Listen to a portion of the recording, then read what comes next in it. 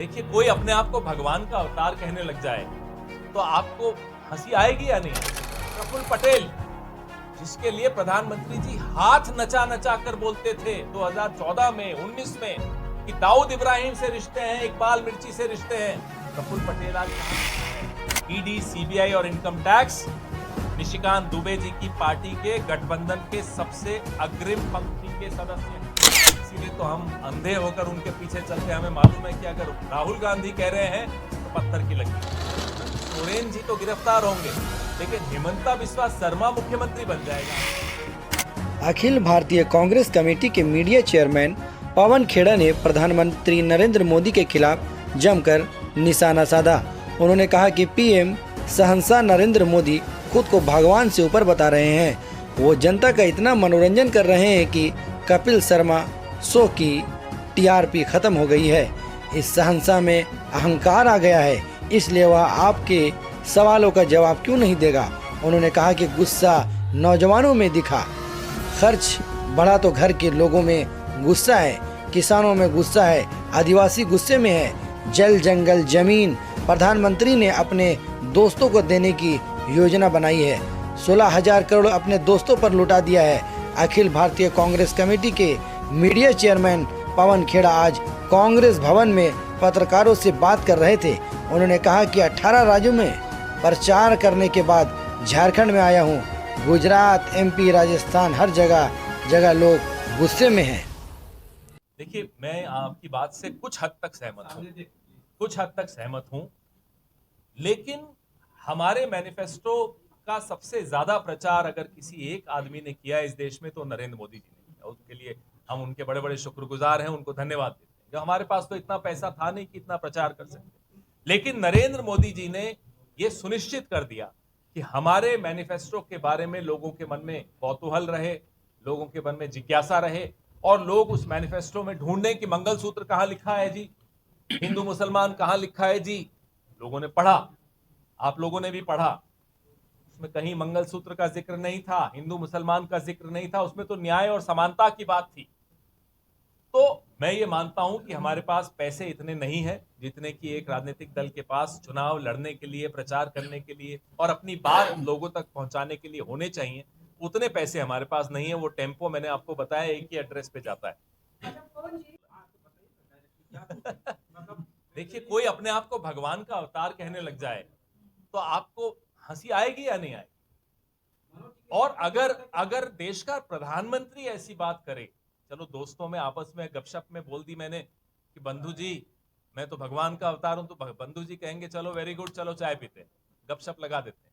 देश का प्रधानमंत्री देश के जिम्मेदार मीडिया को इंटरव्यू के वक्त कहता है मैं भगवान का अवतार हूं, तो साहब कहीं कुछ दिक्कत तो है।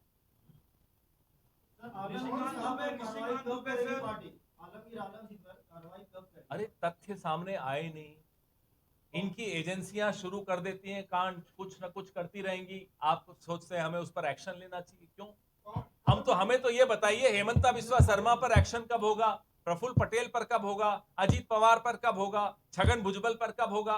आप कुछ निशिकांत दुबे जी के लिए पूछ रहे थे, पूछिए। कार्रवाई करने वाली है, ये सवाल की मैं इंतजार कर रहा था। अगर आपने नहीं पूछा होता तो मैं बोलता ये बात। जब कोई वीआईपी निकलता है सड़क पर तो आगे एक पायलट गाड़ी निकलती है, फिर पीछे मालूम पड़ जाता है कि वीआईपी आ रहा है।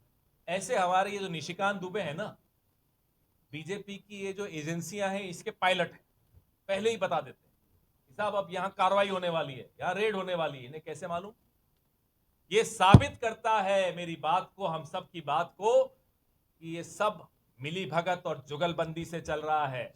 ईडी, सीबीआई और इनकम टैक्स निशिकांत दुबे जी की पार्टी के गठबंधन के सबसे अग्रिम पंक्ति के सदस्य हैं। सर, आलमगीर ने उनको लेकर जामताड़ा में प्रदेश अध्यक्ष का विरोध हुआ कांग्रेसी कार्यकर्ताओं के ही द्वारा। अब आपको क्या मालूम किसने क्यों विरोध किया और किसने करवाया? हमें भी सब मालूम रहता है।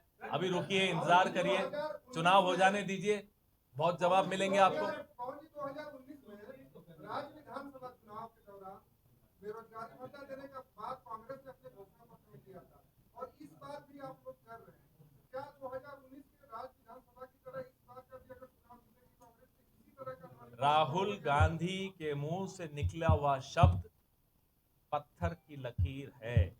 आप तेलंगाना में जाकर चेक कर लीजिए, आप कर्नाटका में जाकर चेक कर लीजिए, आप हिमाचल में जाकर चेक कर लीजिए, आप अशोक गहलोत जी की सरकार में 5 साल में क्या क्या जो कहा वो किया, उससे ज्यादा करके दिखाया वो देख लीजिए। छत्तीसगढ़ में देख लीजिए, मध्य प्रदेश में 16 महीने की सरकार थी, वहां देख लीजिए। और छोड़िए इस सब बातों को, 10 साल जो डॉक्टर मनमोहन सिंह जी की सरकार थी, राहुल गांधी मंत्री नहीं थे, सिर्फ एक सांसद थे, लड़ झगड़ कर किसानों का 74,000 करोड़ माफ करवाया, नरेगा लागू करवाया, भूमि अधिग्रहण कानून लागू करवाया, आदिवासियों के जल जंगल जमीन के लिए लड़ पड़े, बड़े बड़े उद्योगपतियों से लड़ पड़े और उनका काम नहीं होने दिया। ये राहुल गांधी है।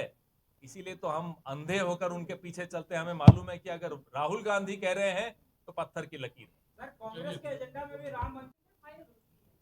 मैं इसमें एक बात को और जोड़ना चाहता हूँ, जिस जनता तक आप अपनी बात को सफल मान रहे हैं, वहाँ पे हेमंत सोरेन, अरविंद केजरीवाल, फिर आलमगीर आलम और 2 मंत्री को झारखंड में और रीगा सवन, आपको लगता है कि इन सबके बीच में आप जनता के बीच में विश्वास जीतने में सफल हो सके हैं, या फिर से एक सवालिया निशान खड़ा हो गया है कि जो भ्रष्टाचार को खत्म करने की आप बात कर रहे हैं, फिर इतने समन क्यों और इतनी पूछताछ क्यों? यही बात, ये समन और ये गिरफ्तारी की बात अगर आज से 5 साल पहले हुई होती तो शायद मैं आपके सवाल को सही मानता और मैं कहता कि हाँ, सवालिया निशान है। पिछले 10 साल में और विशेष तौर पे पिछले 5 साल एजेंसीज को एक तरह से एनडीए गठबंधन का एक बड़ा सक्रिय सदस्य बना दिया गया है। उसके बाद विश्वसनीयता एजेंसीज की लगभग समाप्त हो चुकी है। मुझे बताइए, हेमंत सोरेन जी तो गिरफ्तार होंगे, लेकिन हेमंता बिस्वा शर्मा मुख्यमंत्री बन जाएगा असम का, जिसके खिलाफ श्वेत पत्र जारी किया था भारतीय जनता पार्टी ने आज से 5-6 साल पहले, 7 साल पहले।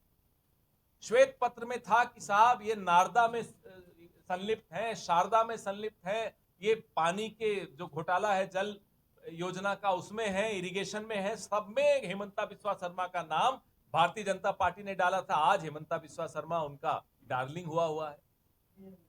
प्रफुल्ल पटेल, जिसके लिए प्रधानमंत्री जी हाथ नचा नचा कर बोलते थे 2014 में, 19 में कि दाऊद इब्राहिम से रिश्ते हैं, इकबाल मिर्ची से रिश्ते हैं। प्रफुल्ल पटेल आज कहां है? प्रधानमंत्री जी के बगल में बैठे हैं, सरकार का हिस्सा है, राज्यसभा में हैं। अब प्रफुल्ल पटेल जी दाऊद इब्राहिम के चहेते नहीं है, उनकी दोस्ती नहीं है। या तो प्रधानमंत्री जी ने तब झूठ बोला तो माफी मांगे हम सबसे और प्रफुल्ल पटेल जी से भी, या सच बोला तो प्रफुल्ल पटेल जी उनके पड़ोस में क्यों बैठे हैं, उनके साथ क्यों हैं। अजीत पवार, 80,000 करोड़ का घोटाला प्रधानमंत्री जी ने दोनों हाथ नचा के बोला था। क्या हुआ? अब अजीत पवार उनके साथ है, उप मुख्यमंत्री हैं उसी सरकार के, जिसमें भाजपा भी है, और केस बंद हो गया, by the way, file close. Chhagan Bhujbal, कितने नाम गिनाऊं साहब।